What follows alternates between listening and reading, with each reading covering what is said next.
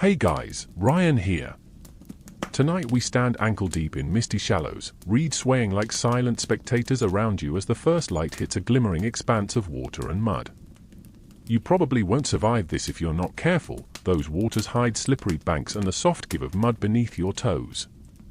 Before we settle in, if this resonates with you, hit like and subscribe only if you're here for more of this vibe.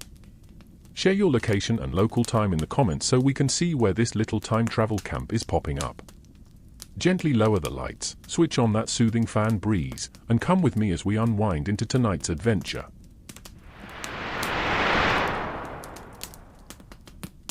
You sink a willow-woven reed mat beneath your trembling feet, feeling the fibrous weave shift under your weight as dozens of stakes point upward around you. This is the birth of a chinampa, those ingenious floating gardens that turned Lake Texcoco's shallows into Aztec breadbaskets. Imagine the valley's shimmering waters as a giant mirror, broken only by willow stakes driven in neat rectangles, reeds laid crosswise, and muddy sediment dredged up to form raised beds. You press your hand against a damp mat, watching water trickle through the weave. This tactile moment was repeated thousands of times by hands strong and calloused, transforming marshland into fertile farmland. Historians still argue whether chinampas began as early as the 12th century or closer to the rise of Tenochtitlan around 1325, but by the 15th century these gardens had become the heartbeat of the Aztec economy. A mainstream historical fact floats by: Tenochtitlan itself, Aztec capital and marvel, rested on island foundations within this very lake system, with chinampas radiating outward like spokes on a wheel. The city's food needs were unimaginable: 10,000 souls at banquet tables, priests offering maize, and warriors returning home expecting tortillas hot from the comal. Without chinampas, that metropolis would have been little more than a soggy dream. By dawn, families would glide in wooden canoes, each one a floating taxi, delivering baskets bursting with maize ears, tomatoes the size of hens' eggs, and vibrant marigolds. You glide alongside them, paddling in a hush broken only by distant heron cries and the slap of paddle against water. A gentle sarcasm creeps in your thoughts: who knew that farming could feel like drifting on a spa pool? Here's a quirky tidbit: some farmers wove human hair into mats to strengthen them, a fringe detail that doesn't always make textbooks but shows the Aztecs' resourcefulness. They collected hair at ritual hair-cutting ceremonies, braided it into reeds, and bound those mats so tightly that fish couldn't nibble through. You feel the damp breeze carry the faint scent of earth and algae, a fragrance that anchors you in another time. Underneath that scent, you hear the soft scrape of mud being dredged by wooden spades, churned to life by slipping elbows and steady breaths. Mud became gold here, a living compost that soaked up lake minerals, perfect for nurturing seedlings. As you step off the mat to a gently rising bed, you feel the give of soil loaded with centuries of decomposed plant matter. Historians still argue whether chinampa soil replacement cycles lasted one season or up to 3 years before full rebuilds, but either way, those beds never fell barren for long. Your toes sink into loamy earth where maize sprouts peek shyly above the surface. You brush aside a fallen reed and spot tiny shoots of amaranth and squash. A mainstream fact floats by: the Aztecs practiced crop rotation and intercropping here, weaving beans among maize stalks so nitrogen fixated into soil. You pause, hearing a splash, perhaps a fish darting beneath the mud walls you'll learn about shortly. There's a hush in the air that calms your racing thoughts. In this moment, you might almost drift into sleep, lulled by repetitive water lapping and the knowledge that you're standing atop human ingenuity centuries ahead of its time. Yet a question lingers: how did a civilization master farming on water without modern pumps? Imagine hauling canoes of mud and piling it just high enough to let roots find purchase, day after day. Behind that labor lay complex water management politics. Stakes had to be driven at precise angles so currents didn't erode beds too quickly. There's no single blueprint, each chinampa adapted to shifting winds and water levels. You step back onto a narrow walkway of woven reeds, trying not to slip into the lake. Think of the thousands who came before you, women chanting soft prayers as they laid mats, elders measuring off plots by length of arms, children watching and learning. Historians still argue whether chinampas were communal projects run by kalpuli, kin groups, or leased individually, but either way, community defined success here. Your eyes follow the grid pattern cutting across the water, rectangles of green afloat in glassy blue. Later, you'll come to see these grids stretch for miles, forming agricultural veins that pulse life into an empire. For now, let the gentle rocking of your canoe, the soft hiss of reeds, and the memory of sun-warming muddy hands cradle you as we prepare to dive deeper into how these islands were built, bed by bed.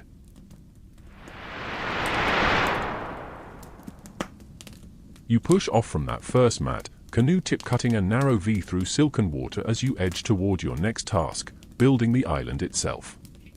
First, you drive slender poles, often from sturdier hujote, willow, or cypress trees, deep into the lake bed, their tops peaking like silent drumsticks above the surface. You feel the pole's wet bark under your fingers as each stake slides into mudded silt, the thud of wood against organic mud barely audible over gentle waves. Historians still argue whether these poles were spaced precisely 6 feet apart or if spacing varied by family preference, but every stake formed the skeleton of what would become a chinampa. Once the poles are secure, you lay down a woven foundation of reeds, to cattle the locals call them, binding them tight with rush vines. You can almost taste the faint sweetness of those reeds in the damp air. The weave feels like rough linen beneath your palms, and slipping a vine around each joint produces a soft, echoing snap. A quirky tidbit surfaces. Some farmers reportedly mixed crushed snail shells into the weaving fibers for extra rigidity, a fringe detail that makes you wonder if they like their gardens crunchy at the edges. Next comes the dredging. You lean over the gunwale with a wooden shovel, scraping silty mud from channels carved painstakingly around the perimeter of the poles.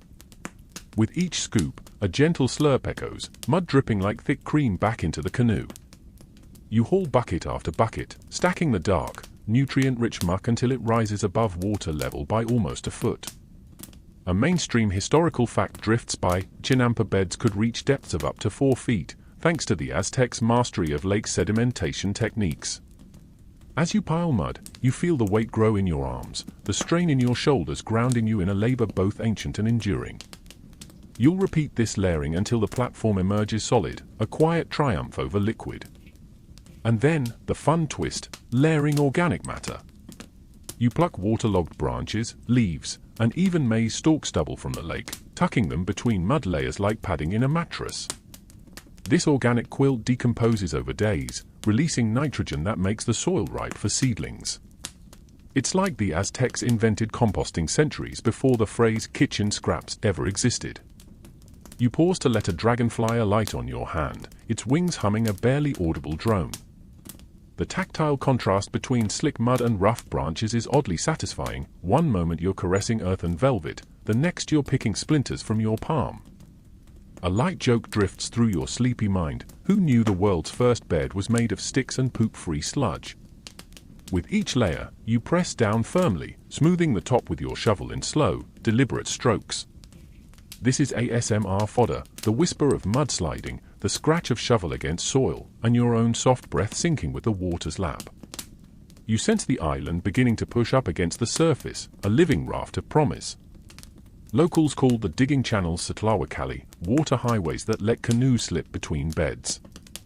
Here's another scholarly debate. Some researchers argue that the height of chinampa beds intentionally created microclimates, warm bedding for tropical plants, while others suggest they were solely for flood control. You run a finger along the smooth edge of a newly minted platform, imagining tiny temperature sensors measuring warmth. Maybe those family myths about planting chili peppers in warmer corners weren't just superstition. As the platform firms up, you scatter fresh mulch of grass clippings and aquatic weeds across the top, then let it sit for weeks. Tiny creatures, worms, beetles, and even little crayfish, burrow through this living mix, aerating the soil as they munch, turning debris into crumbly humus. A quirky echo, some elders swore these crayfish whispered secrets of better harvests if you listen closely at twilight, though you probably won't survive the moonlit silence to test the theory. A breeze carries the faint odor of decaying weeds, oddly sweet and earthy, grounding you in the present. Your arms burn softly, a reminder of communal labor. Entire kalpuli, kinship groups, pitched in to build chinampas, sometimes stretching dozens of beds together. A mainstream fact surfaces. By the early 1500s, some chinampa zones spanned over 3,000 acres, feeding 10 Oak Titland's bustling markets. Between layers, children learning the craft weave miniature reed rafts, racing them across narrow channels. Their laughter rings out, a sharp note against the water's sigh. You grin at a young girl tying a reed at double speed, joking you'd lose to her any day. This light teasing brings a warmth that contrasts with the damp chill seeping through your clothes. Once the layering is done, you step back to admire your handiwork, a rectangular bed rising like a small green island, surface firm and ready for planting. The poles around it create a subtle barrier, preventing waves from washing away your hard work. You trace the outline with your eyes, picturing row upon row of maize once sprouted, beans climbing stalks, and flowers humming with bees. Historians still argue whether Chinampa building guidelines were orally transmitted or inscribed on wooden tablets. No one has found a definitive text. You lean in close, listening for any echo of ancient chants that might have guided each shovel stroke, but all you hear is water, reeds, and your own heart settling into the rhythm. A final layer of fine mud smooths the mattress before the first seeds touch earth. You wipe your brow, tasting sweet salt of the lake and the faint iron tang of wet soil. The island stands ready, a testament to human ingenuity and the quiet power of teamwork. You step off the canoe, planting your booted foot on the edge with a satisfying crunch, the soil compressing just enough. As you drift away for a moment of rest on this newly minted plot, imagine dozens more rising around you in silent repetition, each one pulsing with life under the gentle sun. The architecture of food, mud walls, reed floors, organic stuffing, reveals an empire built not on conquest alone, but on harmony with water itself. Slowly, you climb back into your canoe, the soft rocking lulling your arms into a peaceful ache. Ahead lies the ritual of sowing, but for now, let the craft of creation cradle you in its ancient embrace. The next dawn will bring seeds, but tonight, you rest on mud-made islands, drifting toward dreams built by hands long gone yet still guiding your own.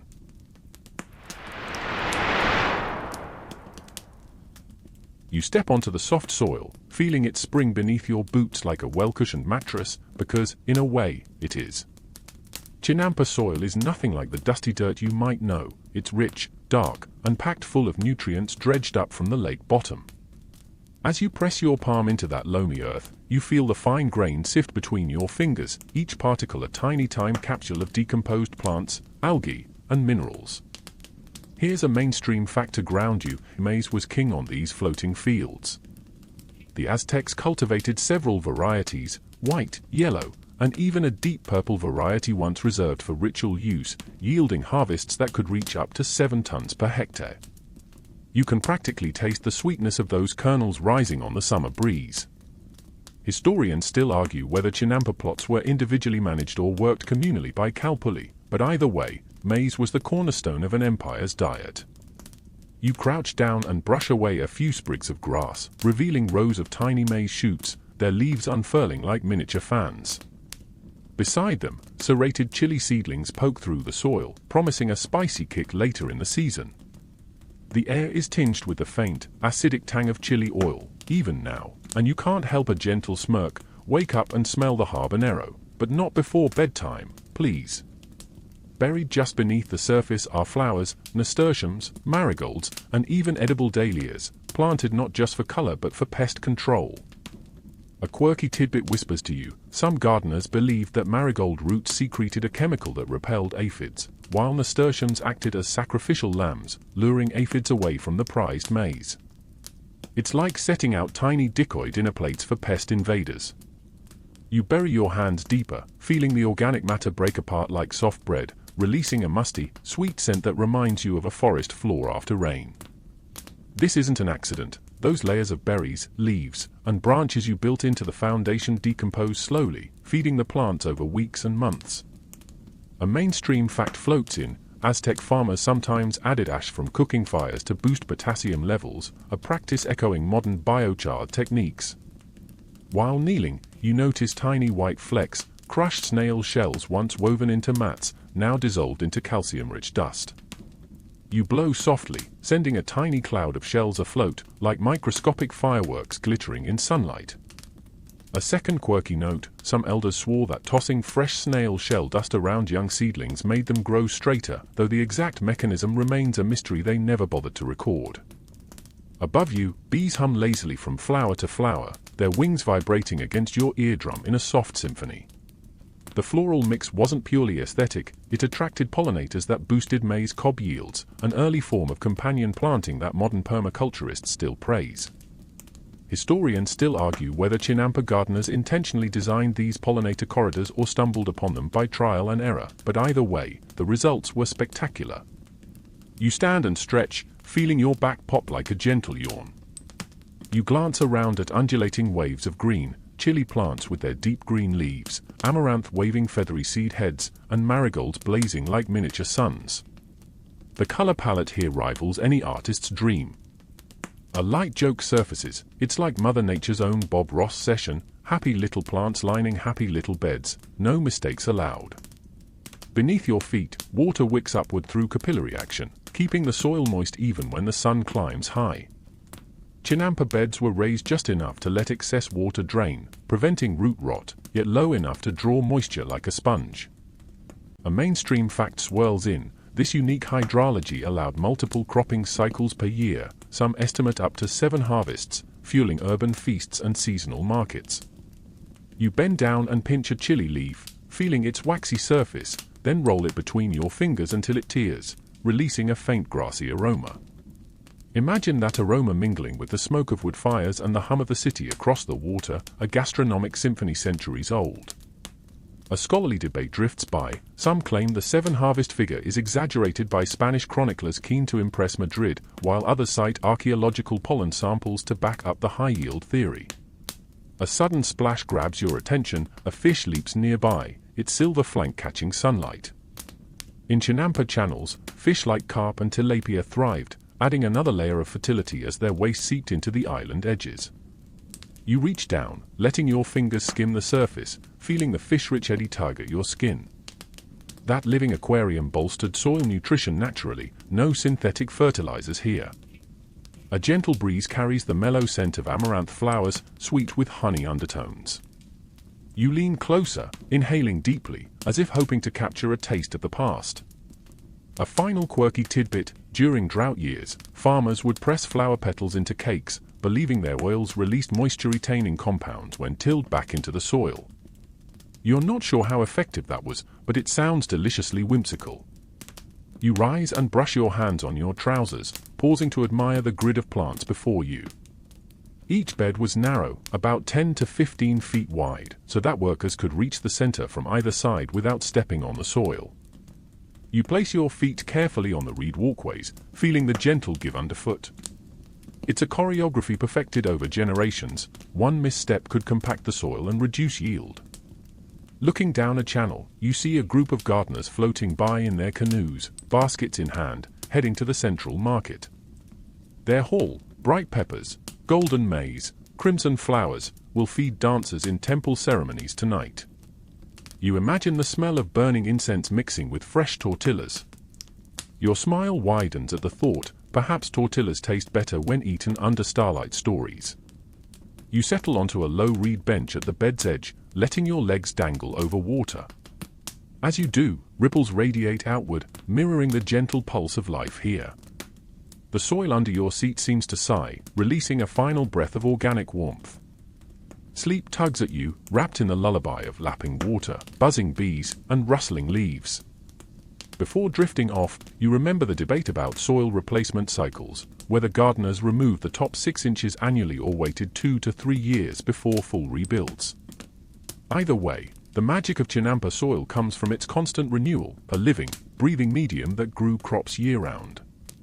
Your eyelids flutter as the hum of nature cradles you. In this comforting cradle of Aztec ingenuity, you realize that soil isn't just dirt, it's history, science, and a touch of magic all mixed together.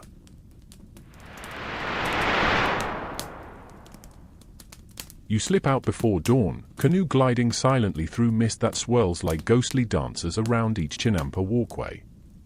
The slight chill brushes your skin, and you wrap your cloak a little tighter, breath pluming in front of your face. Already, geese call from distant beds, sharp honks echoing like morning alarms. It's time for your daily rhythm at the floating gardens. First chore, goose tending. You slide ashore and find a small flock clustered on a grassy mat edge, their feathers fluffed against the damp air. Mainstream wisdom tells you that Aztec farmers raised geese both for eggs and as natural lawnmowers, nibbling down weeds between maize rows. You scatter crushed maize husks, byproduct from last season's grinding, to keep them near, then step back as they waddle off, honking with satisfaction. A gentle joke drifts, nothing says they wake up like a goose inspecting your socks for breakfast. Next, you tiptoe past rows of sleeping seedlings to inspect the amaranto patch. Hovering above loosened soil, bees hum in their sleepy clusters, wings droning like soft lullabies. You cup a hand around a golden bee and feel its wings flutter, warm against your palm. A quirky tidbit surfaces. Some chinampa gardeners believed humming a tune to the bees, often a playful ballad, encouraged them to pollinate more eagerly, though historians still argue whether this was genuine science or charming superstition. You scoop water from the canal with a carved gourd ladle, letting cool droplets trickle down each plant stem. Chinampa beds relied on capillary irrigation. Water seeped up from channels into soils, keeping roots moist without flooding. A mainstream fact, these beds maintained moisture levels so constant that maize could be sown year-round, resulting in up to 6 harvests annually, according to colonial-era records. Yet modern scholars debate whether those Spanish figures were romanticized exaggerations or accurate reflections of agricultural prowess. A soft splash interrupts your thoughts. One of the local fish patrols, tilapia, introduced later, leaps near your feet, sending ripples across the smooth water.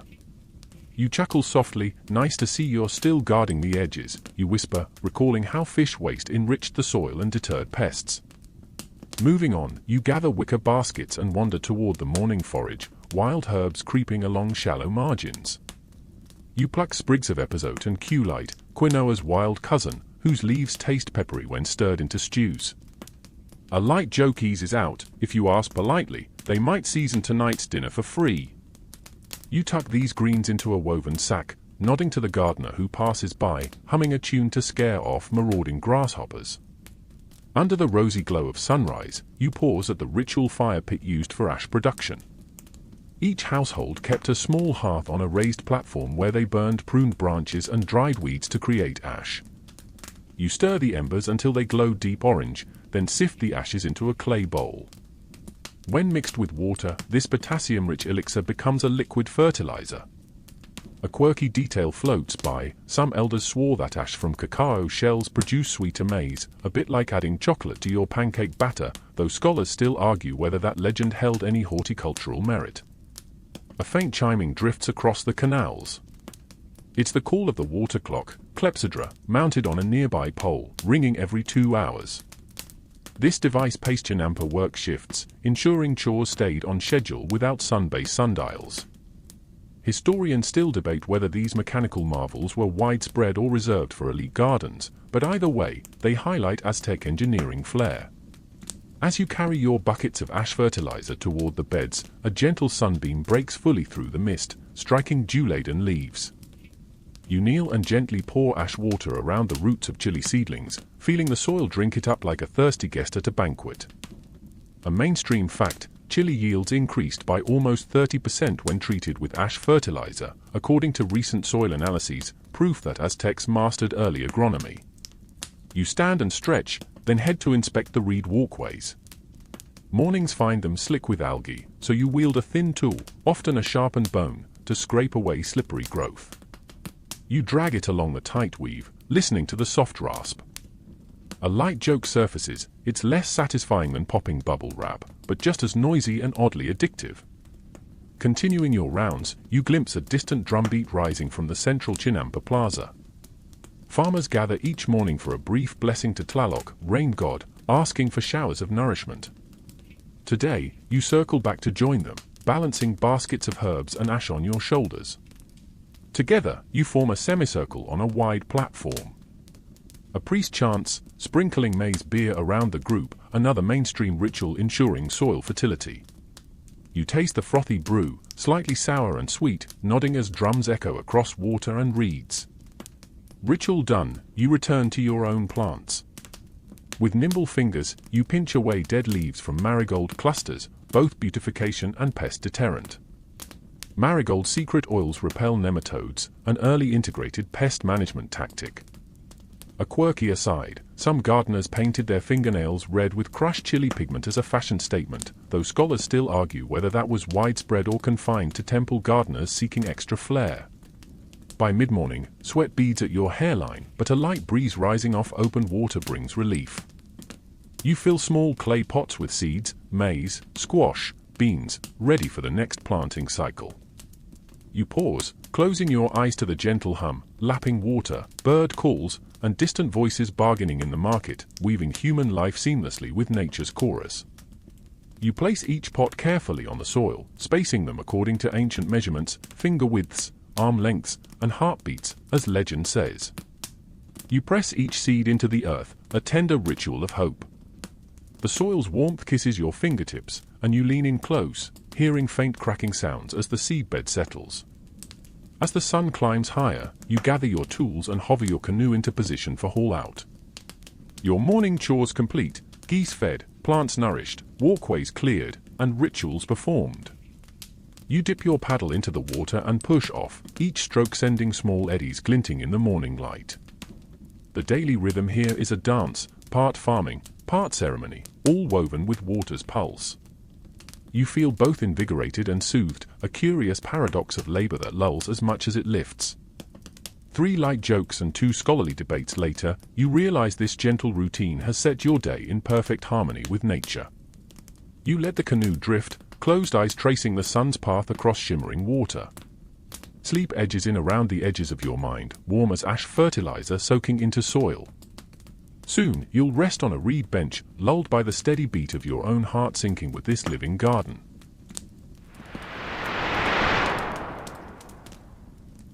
You rise before dawn again, the air cool and scented with damp earth, to join the gathering at the heart of the Chinampa zone, where agriculture and devotion entwine like vines around a trellis. Here, planting and harvesting aren't mere chores, they are sacred acts, honored by rituals as old as the gardens themselves. You slip into the plaza, toes sinking softly into mud as candles flicker on low stone altars draped with woven cloth. First, you witness the planting ceremony for the new maize cycle. A priest in vibrant feathers stands before a carved wooden effigy of Chicomicotl, goddess of maize and fertility. He pours out a small cup of chia seeds, the tiny ovals glistening like dark droplets in dawn light, and sprinkles them across the soil. Historians still argue whether offerings of chia were original or later syncretized with highland practices, but either way, the gesture honors Earth's bounty before any seed touches ground. As the drumbeat begins, a low, echoing thump, you kneel to press your own seeds into the earth. The soil is warm from yesterday's sun, custard smooth between your fingers. You whisper a soft petition, may your sprouts push through with vigor, may your cobs swell full and sweet. A mainstream historical fact hums in your mind. During Tlacaxapehualistli, the second month of the Aztec calendar, communal planting festivals lasted 3 days, with feasting and song echoing across water and reed. You rise, brushing mud from your hands, and move to the next altar built from reed mats and layered chili vines. Here, offerings of marigold garlands and woven amaranth flowers lie beside bowls of pulque mixed with honey. You lift a garland, inhale its faint citrus aroma, both floral and festive, and drape it around your neck. A quirky tidbit surfaces. Some Chinampa gardeners believed that wearing marigold blossoms warded off overzealous fire ants, though scholars still debate whether the petals actually repelled insects or simply distracted them with bright colors. At the next station, a row of clay vessels holds miniature replicas of tools, tiny shovels, mini canoes, and reed bundles, each symbolizing aspects of the upcoming harvest season. You pick up a little clay hoe, feeling its cool, brittle edge, and tap it lightly against your forehead in a silent prayer for dexterous hands. This practice echoes the mainstream fact that Tlaxoquimico, the festival of flowers, honored not only blooms but also tools of cultivation, since flowers and food share a common root in the soil. Around you, smoke from copal incense drifts through the plaza, its sweet, pine-like fragrance drifting into your lungs, filling you with a comforting warmth. You close your eyes and imagine the thick tendrils of smoke weaving through maize stalks and chili branches, blessing each leaf and cob. A light joke drifts through your thoughts. Nothing says I worship agriculture like waving glorified incense sticks at corn plants, but here, it works.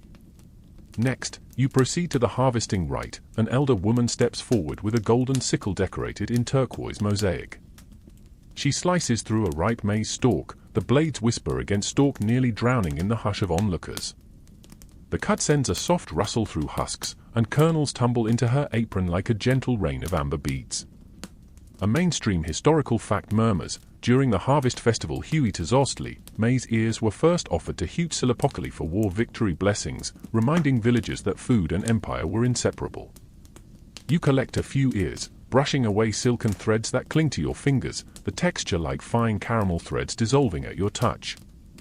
A quirky aside flits by. Farmers sometimes used the first maize ears to feed caged quetzal birds, believing the birds' vibrant plumes would absorb and amplify the corn's life energy, though scholars still argue whether quetzals ever truly survived long enough in captivity to test this belief. Carrying your share of maize, you approach a shallow canal where the waters have been blessed. A priest dips a clay dipper, scooping up shimmering liquid that reflects sunrise colors. He sprinkles the blessed water onto the gathered maize ears, and droplets clink on husks like tiny bells. You feel the cool beads on your forearms, leaving behind goosebumps that prick like a feather's caress. It's ASMR gold, the soft pitter-patter of blessing water on sacred grain. With baskets now laden with maize, chilies, flowers, and herbs, the community forms a procession toward the market island. You join, the weight of produce pressing gently against your hips, fragrant swirling, sweet maize, pungent chili, dusty earth. The procession moves as one, turning the act of carrying food into a living hymn of gratitude. Historians still argue whether all Chinampa communities synchronized festivals to a single calendar or celebrated according to local seasonal cues, but processions like this created unity among disparate gardens. Once at the marketplace, offerings are placed on a central reed table, bowls of maize porridge, piles of roasted chilies, bundles of fresh herbs, and garlands of marigold. Vendors pause, hands folded, as musicians strike drums and flutes. The sound is mellow, soft woodwind trills mingling with bass beats, lulling you even as you stand. A light joke flickers, who knew commerce could double as a lullaby? After the formal offering, you sample a spoonful of maize porridge lightly sweetened with agave nectar, its texture thick like pudding and mildly sticky between your teeth. The flavor is soothing, warm, nutty, and faintly caramelized. You pass around small cups of pulque mixed with crushed flowers, each sip a mild, tangy warmth spreading through your chest. As the sun climbs, the festival's tone shifts from solemnity to celebration. Dancers emerge, stepping barefoot onto reed mats, their anklets jingling like rain. Their movements mimic planting and harvesting motions, stooping, lifting, and sowing seeds in graceful patterns. You sway in time, arms loose at your sides, feeling the cadence as a lullaby for body and soul. Later, you participate in a smaller rite, burying the last of the husks at the base of a sapling, an offering to Tlaloc for rains to come. You pat the soil gently, hearing a soft crunch as dried husks break under your palm. The act feels intimate, almost like tucking a child into bed. You whisper a final prayer, may the waters rise gently, may roots delve deep, may you wake tomorrow renewed. Before leaving, you gather a single marigold blossom, pressing its petals between two pieces of reed, then slipping it into your sash. The cool silkiness of petals contrasts with the rough reeds, a gentle memento of sacred harvest. You step back onto your canoe, baskets and garlands swinging lightly, the world awash in gold and green hues. Your paddle dips into water that still holds the echoes of ceremony, ripples that carry the scent of flowers and the hum of drums. As you drift away, you feel enveloped in a serenity born from the union of toil and faith. The rituals of planting and harvesting aren't just tradition, they are a reminder that food and spirit grow from the same seed. Sleep beckons as you rock gently, lulled by water's whisper and the memory of incense and maize. The sacred harvest has sated your body and quieted your mind, preparing you to drift into dreams of golden kernels and drifting petals.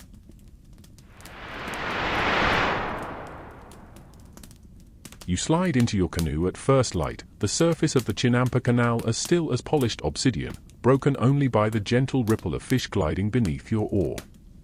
This is the living aquarium of the Aztec floating gardens, a self-sustaining web where fish, birds, and plants collaborate in quiet harmony. As you drift between the green islands, you watch carp dart from beneath submerged branches, their silver bodies flashing in the dawn glow. Beneath your fingertips, the water feels cool and surprisingly clear, thanks to beds of water lilies and reeds filtering sediments and excess nutrients.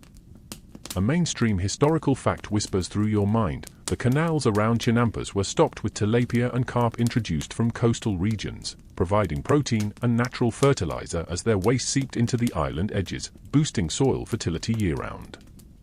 Historians still argue whether this fish integration was a deliberate aquaculture strategy or an accidental byproduct of canal design, but either way, the result was a balanced ecosystem.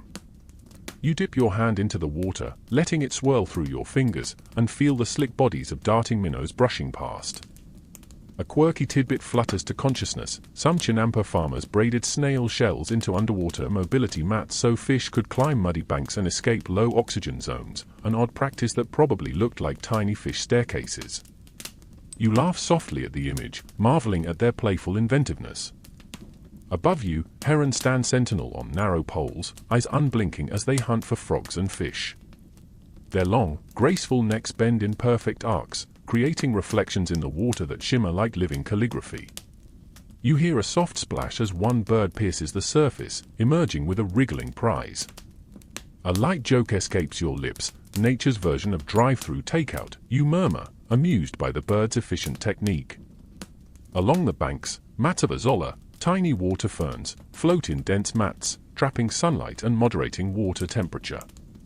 These ferns play a vital role: they fix nitrogen, shading out algae blooms that could suffocate fish, and later decompose into rich organic matter you'll collect to bolster your next planting bed. A mainstream fact glides by: azolla mats were harvested seasonally and mixed into the Chinampa soil, increasing nitrogen levels by up to 40%. You lean over the gunwale, inspecting a cluster of frogs perched on a half-submerged log. Their bulging eyes betray a wary curiosity as you approach, and you catch yourself holding your breath. These amphibians feast on insects that could otherwise ravage young seedlings, serving as silent guardians of the crops above. A scholarly debate drifted earlier about whether the frogs were introduced deliberately or colonized naturally, but most agree their pest control benefits were quickly noted and encouraged by gardeners. Reaching down, you pluck a handful of azolla and toss it onto a nearby island, watching it settle among marigold roots. The ferns drift in like delicate green feathers, letting water droplets glisten on their surfaces. You inhale the faint scent of damp greenery, a fragrance melding fresh pond with rich earth. As you push forward, you notice turtles basking atop sun-warmed logs, Mexican musk turtles, their shells glossy and patterned. These chelonians contribute to the aquarium's health by munching on aquatic snails and preventing overpopulation, avoiding damage to your irrigation mats. A quirky local legend tells of Chinampa children racing turtles along the canals during festivals, each family betting on their champion, though scholars still argue whether this tradition was widespread or confined to a few villages. A gentle wind stirs ripples across the water, and you spot invasive duckweed trying its luck against native plants. Farmers would skim the surface with flat baskets, removing any alien growths that threatened to choke the canal. You mimic their action, lifting a thin layer of duckweed and letting it drift into your canoe, nodding at the careful balance required to maintain this living system. You pause at a stone marker, an old boundary between two Chinampa parcels, where heron guano has created a natural fertilizer hotspot. Parents still debate whether guano was collected intentionally for hand-watering seedlings or simply allowed to leach naturally into the canals, but its nutrient boost was undeniable. You scoop a small pinch of soft white dust, feeling its gritty texture, and imagine mixing it into a clay pot for experimental growth trials. A hushed chorus of frog croaks rises as dusk approaches, but right now, the canal hums with midday activity. Dragonflies dive and dart like living jewels above the waterline, their iridescent wings flashing luminous blues and greens. Their larvae, hidden in the water, feed on mosquito larvae, sparing you from nightly bites and making the environment comfortable enough to doze off in your canoe without itchy disturbances. You drift beneath a canopy of willow branches that dip low, creating a natural tunnel. Sunbeams filter through dangling leaves, spotlighting patches of water so still they reflect entire gardens. It's as if you've entered an underwater cathedral, sacred and serene. Here, the lines blur between cultivation and conservation. Every organism plays a part in feeding not only humans but sustaining the land-water continuum. As you approach the edge of your chinampa, you reach down and retrieve a small fish trap woven from reeds, checking for any catch. Sure enough, a few finger-length minnows twist within. You gently release them back into the canal, mindful that this ecosystem thrives on gentle management, not over-harvesting. A mainstream fact glimmers. Colonial records note that surplus fish were traded in Tenochtitlan markets just like maize and chilies, adding protein diversity to the Aztec diet. You push off once more, letting the current guide you along the meandering waterway. Birds take flight, fish dive deeper, and lilies close their petals as evening nears. The entire system pulsates with life, a soft murmur of interdependence that both invigorates and soothes. You rest your paddle across your lap and lean back, eyes tracing the curve of the sky reflected in water. Here, lulled by the subtle orchestra of aquatic sounds, slosh of water, calls of birds, bullfrog croaks, you feel the edges of wakefulness blur.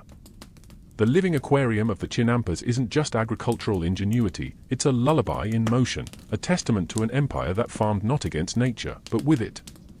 Sleep beckons, and you imagine drifting among the lilies, fish nibbling gently at your toes, turtles gliding by like ancient sentinels. In this moment, the line between dream and reality dissolves, carried away by water's soft embrace.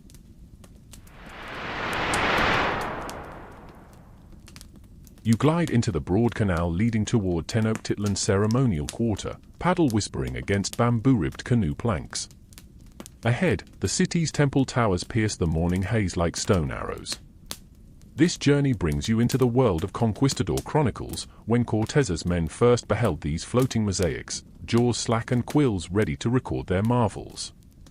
You settle in, letting the stories of foreign eyes color your view of familiar waters. One of Cortez's chroniclers wrote in astonishment that gardens floated like green islands, each bearing fruits and flowers beyond imagination. Historians still argue whether such glowing descriptions were sincere wonder or hyperbole intended to impress the Spanish crown.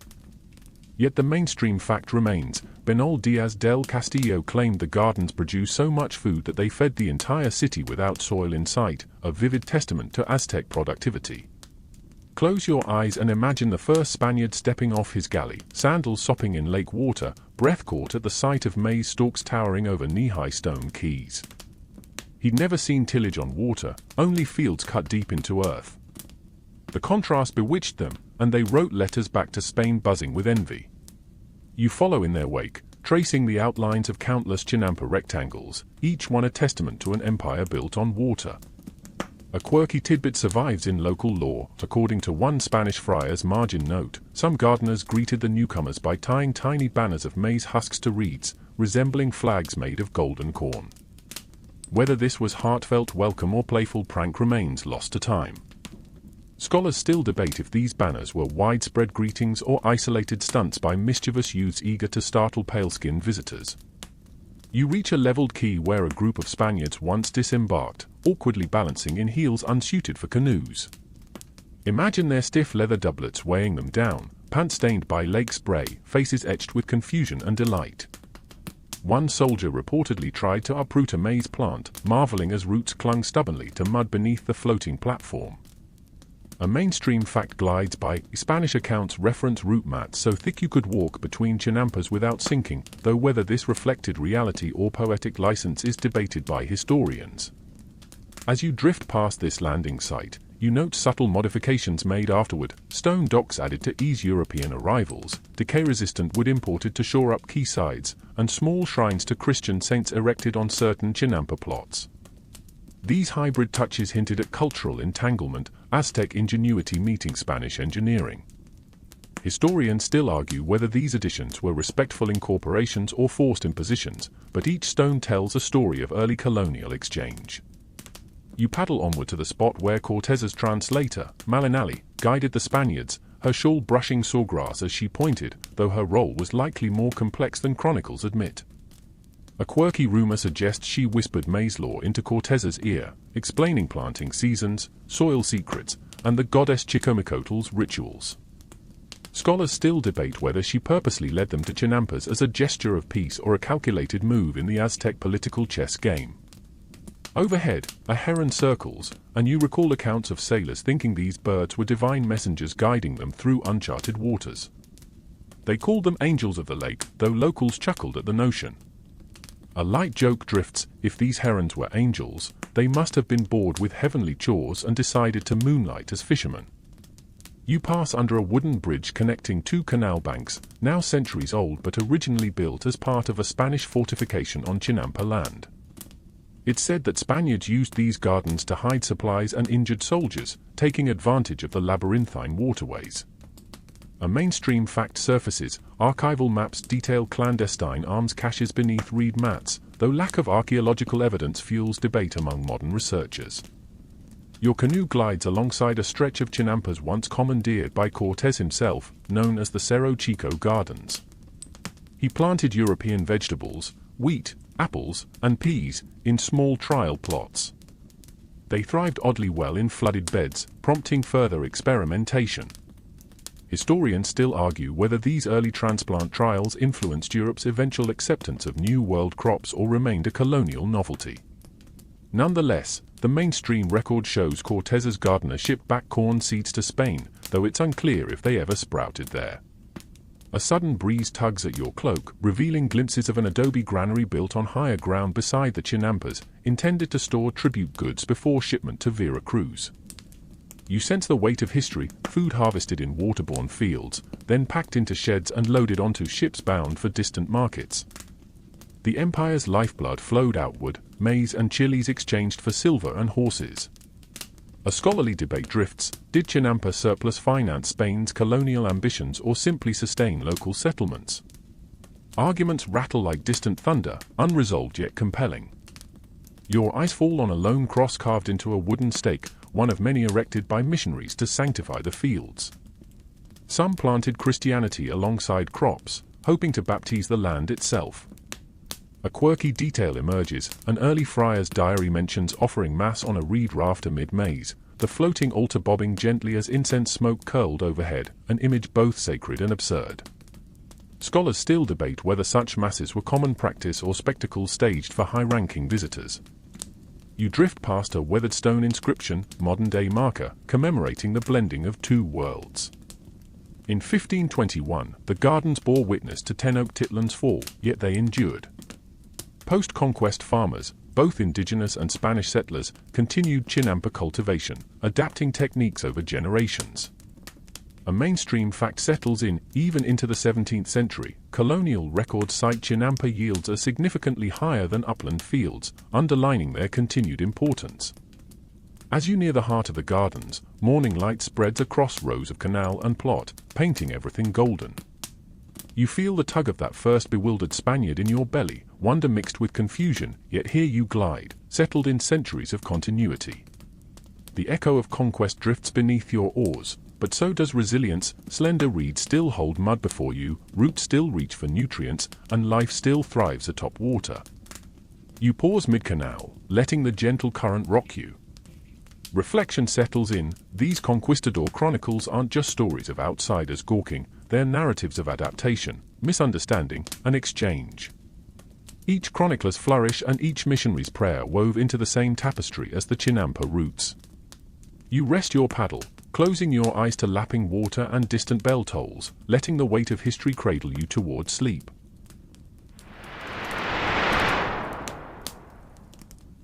You drift into a quieter corner of the Chinampa network, where reeds cluster so thickly the water barely glimmers beneath them.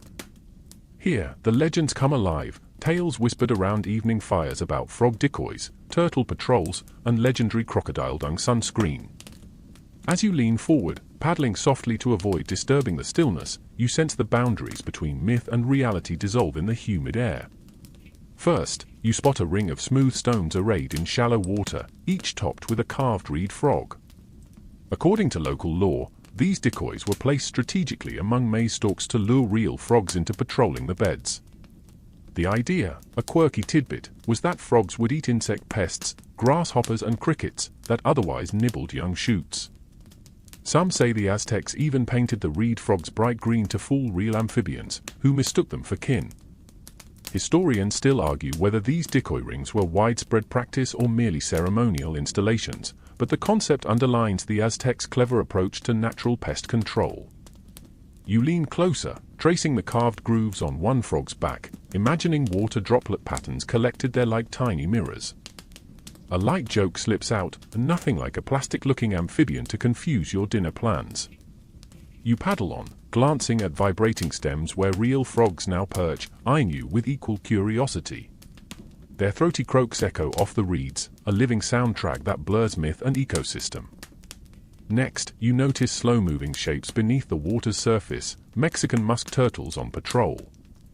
Their flattened shells make them perfect underwater guardians, munching on snails that would otherwise bore through reed foundations. Local storytellers claim these turtles don tiny reed helmets at night to protect them from bird strikes, though that's surely apocryphal. Nevertheless, the mainstream fact remains, turtles were integral to controlling gastropod populations, helping preserve both canal health and chinampa integrity. Scholars still debate whether the helmet's legend originated from actual decorative sheaths placed on turtles during festivals or emerged purely from fanciful imagination. You let your paddle rest and watch a turtle surface, its eyes blinking like ancient mariners scanning the horizon. A light joke emerges, helmet or no helmet, you're still the slowest patrol officer I've ever seen. The turtle snatches a snail, chomping with surprising speed before slipping back underwater. Gazing upward, you recall the strangest legend of all, crocodile dung sunscreen. It's said gardeners mixed dried crocodile excrement with plant oils to create a protective balm against midday sun. Fringe sources insist this concoction blocked UV rays and repelled mosquitoes, though frankly, the smell likely drove pests away on its own. A mainstream fact weaves through, crocodiles once lived in the lake's warmer lagoons, and local inhabitants harvested materials from their banks, including dung and shed skin. Historians still argue whether this sunscreen recipe was practical or satirical humor among chinampa workers. You sniff the air, half expecting a tang of reptile musk, but all you catch is the faint scent of algae and earth. You poke at a sunbaked lump clinging to a reed, imagining its sticky texture, then laugh at the absurdity. Slardamy in crocodile poop sounds like the Aztec spa treatment nobody asked for. You dip your fingers in canal water and rinse off the thought, the cool droplets washing away any lingering grew-maize. A few strokes later, you drift past a moss-covered platform where children once enacted turtle race festivals. Tiny reed rafts lined up like chariots, a single turtle atop each, and families bet obsidian beads on their favorites. A quirky record notes that some turtles wore painted shell sigils representing noble houses, fanciful flair that scholars still debate as either widespread aristocratic pastime or localized village fun. You imagine that festive chaos, turtle jockeys urging their riders with reeds, crowds laughing as slow races turned marathon-like. You rest your hand on a nearby bed's edge, feeling the moss cushion beneath your palm. The water around you teems with tadpoles, wriggling like living brushstrokes on a canvas of shadow and light. A mainstream fact surfaces, tadpoles were sometimes collected as fishing bait or even eaten by gardeners as a protein snack, a practice documented in early colonial accounts. Historians still argue whether such consumption was common necessity or rare emergency fare, but either way, these little swimmers connected people intimately to chinampa life. Drifting onward, you spy a rickety reed shack perched over the water, an old watchtower where elders claimed to see future storms. According to one folk tale, a soothsayer smeared crocodile dung on her face and waited in that tower. Whenever she began to itch at dusk, rain was said to follow at dawn. Modern scholars still debate whether this was early meteorology or just an itchy superstition. You can't help but grin at the image. If you think your sunscreen stung, try waiting for rain in a dung mask. A gentle wry humor settles in your chest as you lean back, paddling with light strokes. You round a bend into a hidden alcove festooned with papyrus and wildflowers. Here, you're told, chinampa workers performed nightly frog-summoning chants to ensure ample egg-laying and subsequent tadpole harvest, part practical breeding program, part levity to break long hours. A quirky detail notes that chants included playful limericks mocking clumsy frogs, though historians still argue if these rhymes were indeed recorded or reconstructed by later folklorists. You close your eyes, letting the croaks, splashes, and distant laughter weave a lullaby. Beneath the rhythmic chorus, you sense a mainstream agricultural principle: biodiversity maintained balance, reducing reliance on harsh measures. That simple fact, wetland farming practiced with ecological harmony, echoes through centuries, inspiring modern permaculture. A final legend drifts across your mind, that Chinampa guardians left offerings of maize cobs dipped in honey at the water's edge to placate a lake spirit named Atlawa, deity of fishermen. They said the vessel shaped like a canoe and filled with sweet corn would float away to win favor. Some elders swear they saw it drift overnight to the central temple. Scholars still debate whether this practice was widespread ritual or particular to one village's tradition. You drift toward deeper water, the legend settling around you like fireflies. Every reed frog, turtle patrol, and crocodile dung tale underscores the Aztecs' playful humor amid hard work.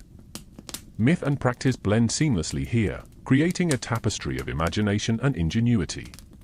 You feel both amused and comforted by these stories, each one a gentle reminder that history isn't always solemn. Your paddle glides on, rippling the canal into concentric rings that spread like whispered secrets. The sun dips lower, painting everything golden. You rest your head against the canoe's rim, lulled by the chirps and squeaks of this living stage. In this corner of the Chinampas, you realize that legends aren't just bedtime fables, they're the real heartbeats of a culture attuned to nature's rhythms. You exhale, letting the myths and memories float you toward sleep, carried by water's hush and the ever-present laughter of past gardeners. Here, in the swirl of fact and fantasy, you find a peculiar peace, as odd and endearing as crocodile dung sunscreen itself.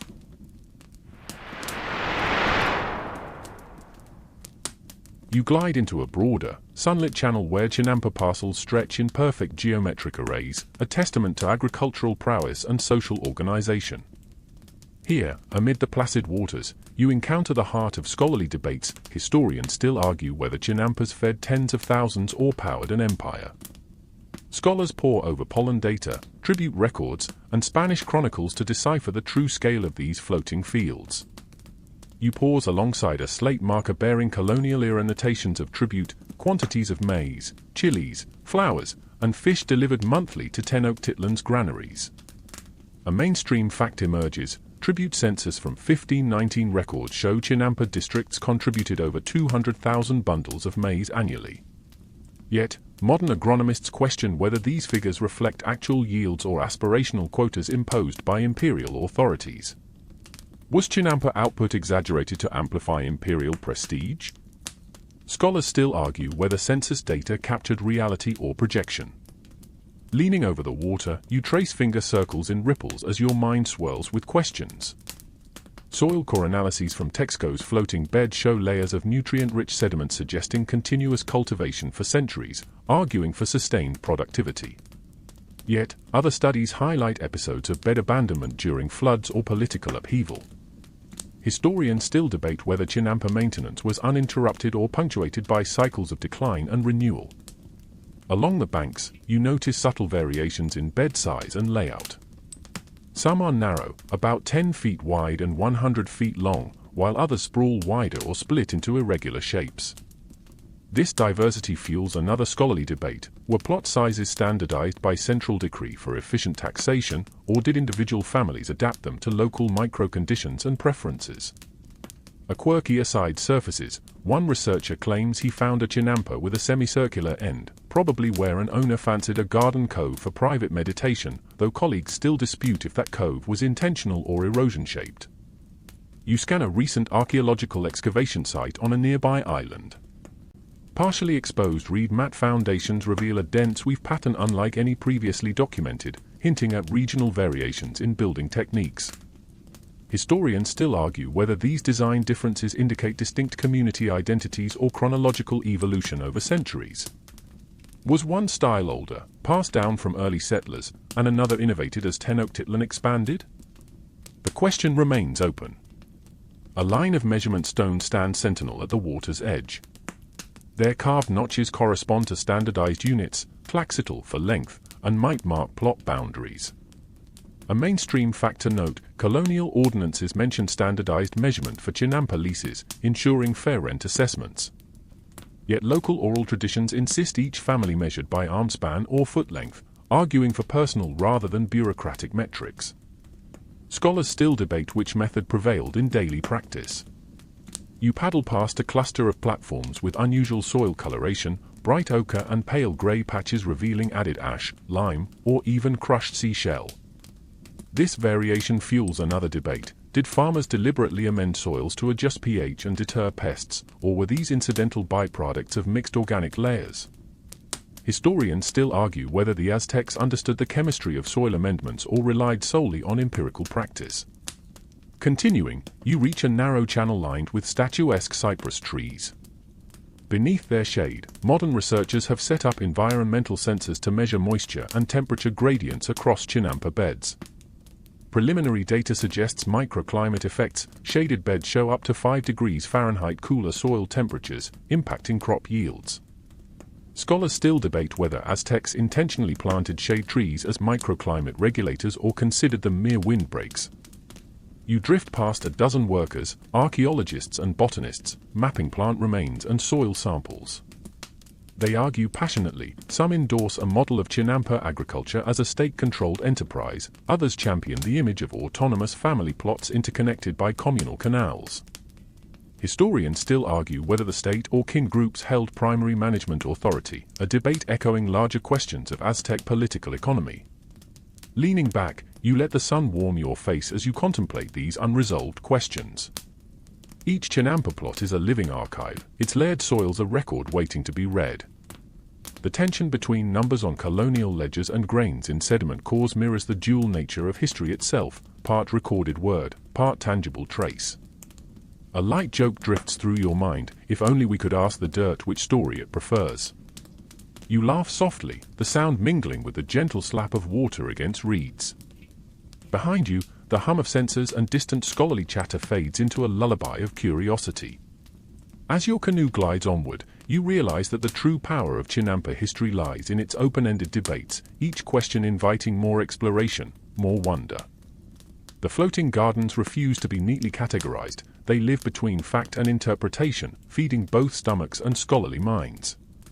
You dip your paddle in the water and let the current carry you toward the next chapter of these living fields, their modern echoes. But for now, linger in the space of inquiry, where every soil grain holds a secret and every vegetable row whispers a question.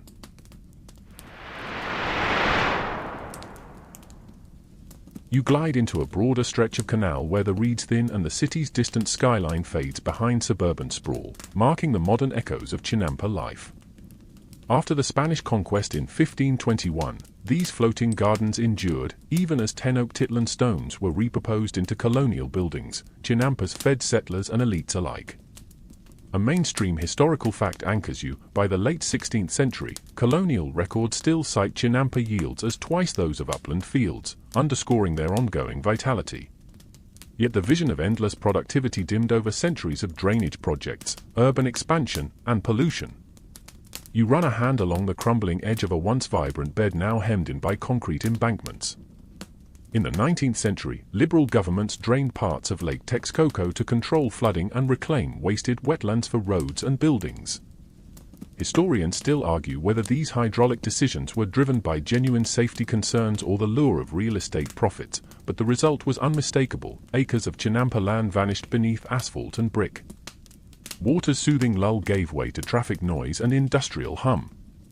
Paddling past a half-submerged statue of Quetzalcoatl, court poet and early chinampa advocate, you contemplate resilience. In the early 20th century, Xochimilco's remaining gardens became a backwater, accessible only by narrow canals hemmed in by slum housing. A quirky tidbit surfaces. During the 1920s, vendors used repurposed bicycle tires to fashion floating planters, tethering them to surviving willow stakes as makeshift chinampas. Some locals swear that those tire gardens, though unconventional, yielded tomatoes with an oddly smoky flavor. Scholars still debate whether these urban improvisations qualify as legitimate chinampa revival or mere novelty projects. You navigate toward a cluster of restored beds tended by passionate farmers and environmentalists. Here, machinery hums alongside paddles, pumps circulating water to flush out pollutants, solar-powered sensors monitoring soil moisture, and rainwater harvesting systems reducing reliance on the contaminated canal. A mainstream fact floats by: since the 1970s, local cooperatives have reclaimed over 200 hectares of chinampa land, integrating traditional methods with modern science to boost yields sustainably. Yet historians still argue whether this resurgence represents genuine cultural continuity or a sanitized heritage project tailored for tourism. As you approach a demonstration plot, you glimpse university researchers kneeling in mud, comparing nutrient profiles of ancient versus revived beds. Their data reveal that modern chinampas, amended with biochar and compost tea, produce yields up to 20% higher than pre-conquest baselines. A quirky aside, one agronomist jokingly refers to this as biochar blessing, coating soils in charred corn cobs as a nod to both past and present. Scholars still debate whether such enhancements align with authentic chinampa philosophy or betray its organic purity. You pass beneath rusting iron bridges where trajineras, colorful gondola-like boats, carry tourists snapping selfies amid floating plots. Vendors on board fling handfuls of seeds into the water, hoping to coax shy fish toward eager anglers. A mainstream fact reminds you, Xochimilco's trajinera trade accounts for over 50% of local chinampa tourism revenue, sustaining hundreds of families. Yet critics argue this influx of visitors stresses fragile ecosystems, and historians still debate whether tourism-driven conservation undermines the garden's agricultural roots. Tucked behind a reed screen, a small cooperative sells seedlings grown in traditional chinampa soil, shipped nationwide to urban gardeners seeking heritage plants. You stoop to inspect a tray of heirloom Chilhuacal Negro peppers, their wrinkled skins promising smoky heat. A quirky note surfaces: cooperative founders sometimes serenade seedlings with pre-Hispanic flute music, believing vibrations encourage germination, a practice they call sonic sowing, though scientists still argue its efficacy. You journey toward the edge of restored wetlands, where civil engineers work to reintroduce native fish species and rehabilitate water quality. Their plans include reed-based biofilters that mimic ancient filtration beds, cleansing canal water before it nourishes beds. A mainstream fact emerges: pilot programs show water clarity improving by 40% within months of filter installation. Yet debate persists. Historians still argue whether such engineered solutions honor chinampa heritage or override centuries of natural equilibrium. Drifting under a canopy of bamboo, you reach a quiet stretch where moonlight lilies bloom. Here, local elders maintain a midnight vigil, chanting prayers to Atlahua, god of fishermen, in hopes of preserving both fish and crop. This living ritual ties you back to the sacred harvests and planting ceremonies you witnessed earlier. A scholarly debate surfaces: some contend these ceremonies are reconstructed for cultural tourism, while others insist they remain authentic communal practices passed down through generations. You pause mid-canal, paddles resting, and consider the tapestry of decline and revival woven by time. The chinampas you see now are neither ancient relics nor untouched wilderness, they are hybrid landscapes where past and present entwine.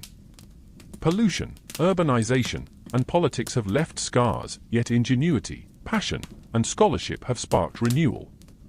The floating gardens endure, reminding you that human ingenuity can both erode and resurrect ecosystems. As you lean back, moonlight dancing on ripples around you, you sense the pulse of centuries in this waterborne realm. The modern echoes of chinampas are neither a simple continuation nor a pristine rebirth, they are living palimpsests, inscribed by conquest, neglect, and revival. In this dynamic mosaic, you glimpse the true spirit of chinampa farming: adaptability, resilience, and unity with water itself.